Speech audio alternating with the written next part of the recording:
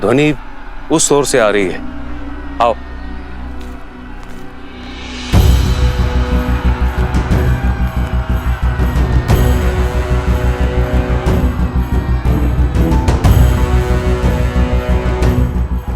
लगता है बहुत से लोग एक साथ रो रहे हैं, शोक मना रहे हैं। जाओ लवकुश जाओ, जिस ओर तुम पग बढ़ा रहे हो वो तुम्हारी मृत्यु का मार्ग है। जितना आगे बढ़ोगे उतना ही अपनी मृत्यु के समीप जाते जाओगे। इस बार जो मैंने जाल बिछाया है उससे तुम निकल नहीं पाओगे। आज इनका धर्म, इनका न्याय और इनकी अच्छाई ही इनके अंत का कारण बनेगी भैया। जाओ बानासुर, जाओ और मृत्यु का तांडव आरंभ करो।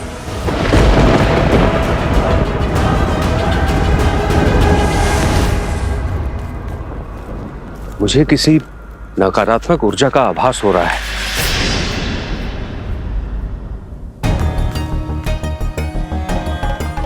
ऋषिवर शीघ्र आइए।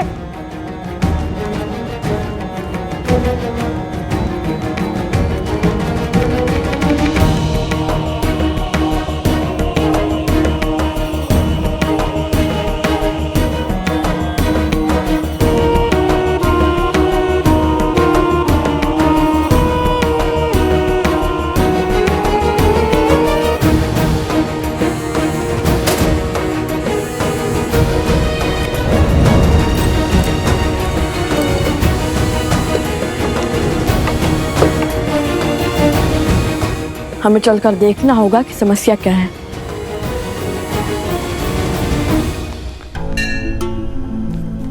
जब भी पग किसी महान उद्देश्य की ओर पड़ते हैं तब कोई ना कोई ऐसी तुच्छ समस्या आ ही जाती है। अब तो अश्वमेध यज्ञ का अश्व आधे मार्ग तक पहुंच भी गया होगा। शीघ्र चलिए ना। शांत कुश, हर बार की भांति इस बार भी हम हर समस्या का हल खोज लेंगे। समस्या को मात देकर समय पर पहुंच जाएंगे हम।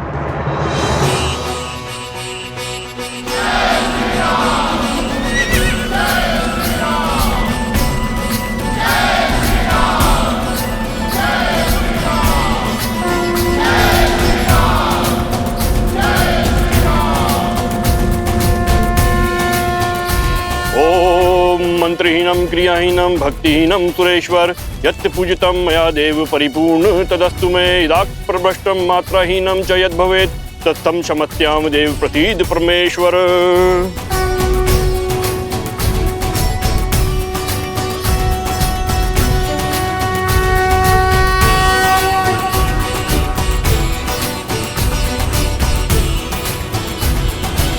शत्रुघ्न का संदेश है। हमारा अश्व भ्रमण करता हुआ सकुशलता से आगे बढ़ रहा है। वो शीघ्र ही अयोध्या पहुंच जाएगा।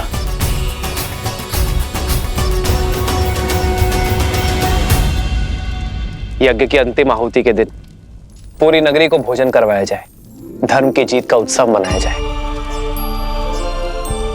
माताओं को भी गौतम ऋषि के आश्रम से घर आने का निमंत्रण दिया जाए। तुम्हारे पुत्रों को भी गुरुकुल से घर बुलवाया जाए। कितना शुभ अवसर है ना, इतने वर्षों बाद पूरा परिवार साथ होगा। बस अब एक ही इच्छा मन के सागर में गोते लगाई जा रही है कि त्रिकालदर्शी भगवान वाल्मीकि शीघ्र अतिशीघ्र लवकुश को अयोध्या लेकर आए। जब से उनकी मन की बात का बोध हुआ है तब से हमारी उनसे मिलने की इच्छा और प्रबल हो गई है। जब वो आए ना तो सबसे पहले हमें बताइएगा, हम उनके लिए स्वादिष्ट भोजन बनाएंगे और देखना वो झटपट सब चट कर जाएंगे।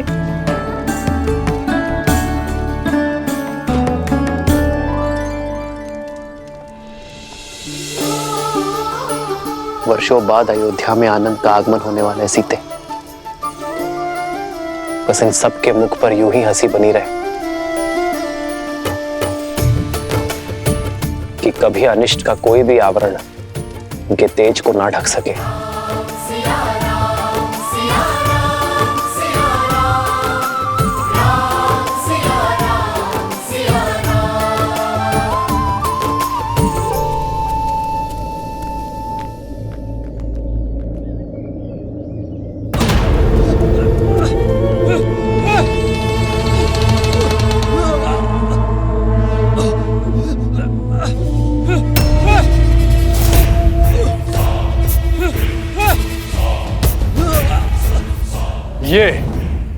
ये भिक्षा देकर मेरा अपमान कर रहे हो? हाँ, बोलो।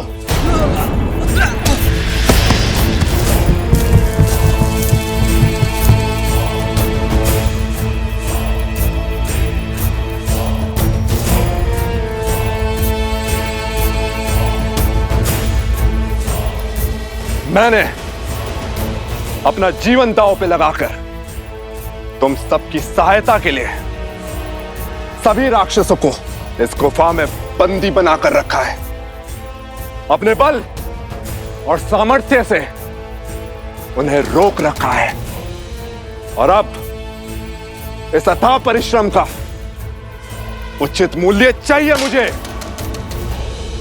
इस उपकार के लिए हम आपके कोटि कोटि आभारी, किंतु तनिक हमारी बात समझने का प्रयास तो कीजिए। जितना सोना और धन था वो हम आपको दे चुके, अब हमारे पास कुछ नहीं है। हाँ?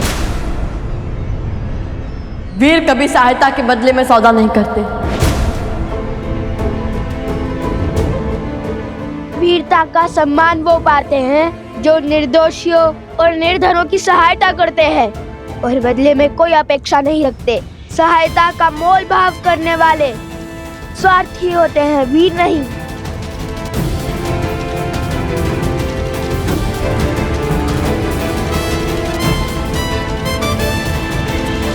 ऋषि कुमार, आप क्यों अपने प्राण दांव पर लगाते हैं? चले जाइए यहाँ से। हमारी समस्या आपके सामर्थ्य से बाहर है। उसका निर्णय हम स्वयं लेंगे। आप केवल अपनी समस्या बताइए।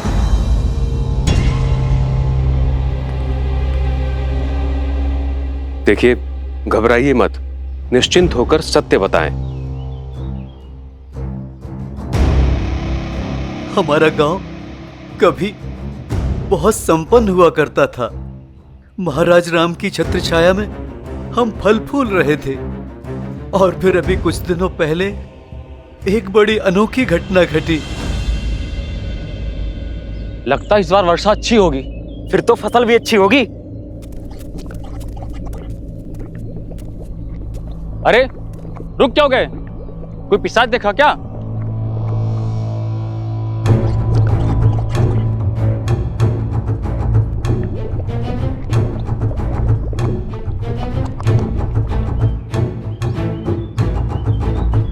हे ईश्वर, ये कैसा दलदल है? मैं जड़ी बूटियां लेने वन गया था।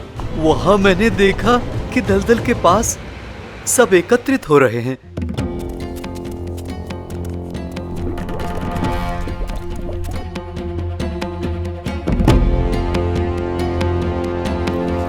मुझे किसी नकारात्मक ऊर्जा का आभास हो रहा है। फिर क्या हुआ? मैंने देखा कि इसे ही देखते रहोगे, आगे भी बढ़ोगे।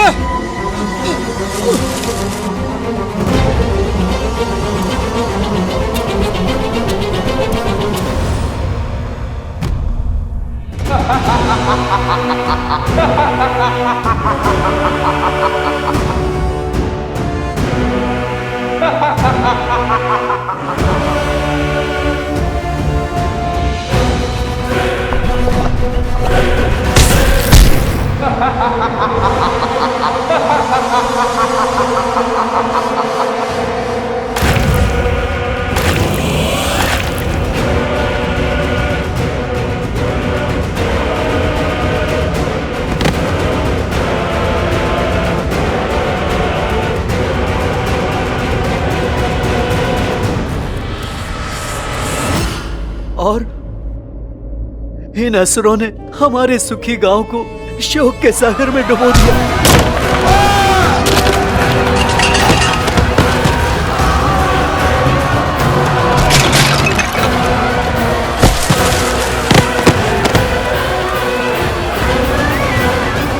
ये देखिए, ये हाहाकार उन्होंने मचाया है और फिर ये आए हैं हम असहायों के रक्षक बनकर।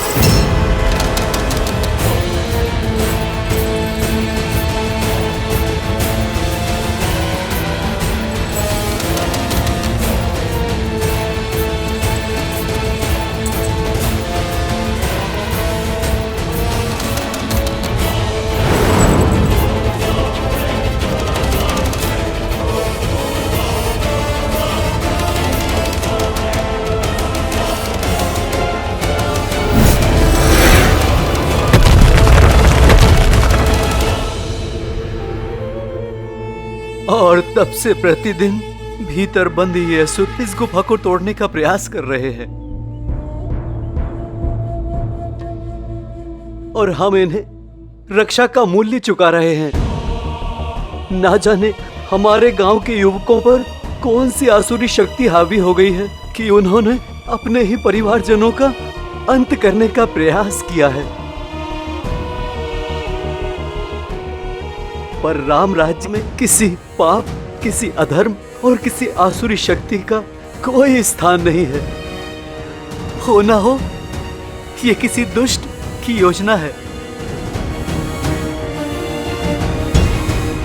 जो श्री राम के स्वप्न को ना पूरा होने का षड्यंत्र है।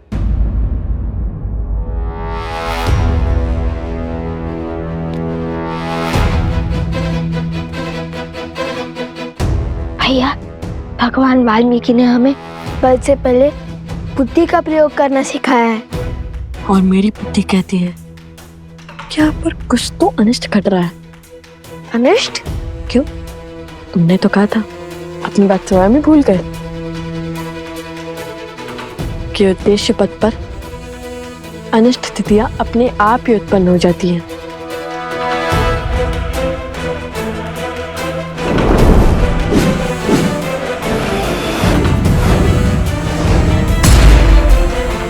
हाँ भैया, एक बात समझ में आ गई आज। जहाँ हम होते हैं वहाँ परिस्थितियाँ विकट मोड़ ले ही लेती हैं। कितनी ही बार हमने ऐसी कठिनाइयों का सामना किया है। कोई तो है जो हमारे विरुद्ध खड़ा है, हमें बार बार विपरीत परिस्थितियों में ढकेल रहा है। हाँ, संयोग तो देखो, यहाँ पर मायावी शक्तियां हावी हुई और वहाँ पर रक्षण भी उत्पन्न हो गया। राक्षस नहीं, ईश्वर कहिए भैया। इतने आक्रामक असुरों को इतनी सरलता से गुफा में बंद कर दिया और वो चुपचाप चले भी गए। बात जितनी सरल लगती है उतनी है नहीं। अर्थात राक्षसों से पहले रक्षक का उपचार करना होगा।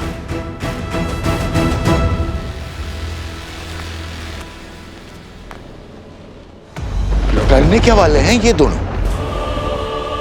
गुफा के भीतर क्यों नहीं जा रहे? वही तो मैं भी सोच रही हूँ भैया। इन्हें तो अपनी अच्छाई का परिचय देते हुए उस गुफा के भीतर चले जाना चाहिए ताकि वो असुर इन्हें नोच नोच के खा जाएं और उनकी अस्थियां भी राम और सीता के हाथ न लग पाए। बस अब ये बानासुर कोई मूर्खता न कर बैठे। मुझे यहाँ अकेले खड़ा क्यों किया है? तुम्हारी वीरता देखने के लिए। अच्छा वो पत्थर उठाओ, गुफा का द्वार बंद है ना, खोलो उसे। अच्छा तो तुम दोनों भीतर जाना चाहते हो? सब पता चल जाएगा, पहले द्वार तो खोलो। हाँ अभी हटाता हूँ।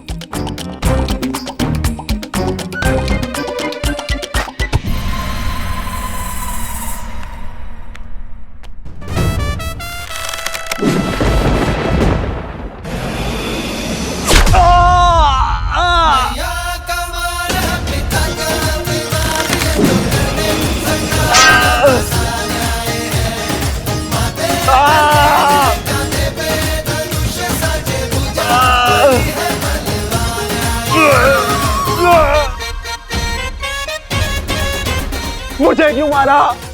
क्योंकि तुम रक्षक नहीं भक्षक हो, बहरूपी हो। यदि तुम्हारा स्थान एक रक्षक का होता तो वो इतने सारे असुरों को एक साथ मुक्त नहीं करता, हमें भीतर जाने से रोकता। किंतु तुमने बिना विचार किए बड़ी ही सहजता से गुफा का द्वार खोलना शुरू कर दिया। अर्थात तुम जानते थे कि वो तुम्हें कुछ नहीं करेंगे। छोड़ो मुझे। ये लवकुश के बाण हैं, ऐसे नहीं निकलेंगे। सत्य बताओ, अन्यथा हमें सत्य निकालने के और माध्यम पता है। महाराज बचाइए मुझे। महाराज कौन है तुम्हारा महाराज? पूर्ण सत्य बताओ, अन्यथा। बताओ।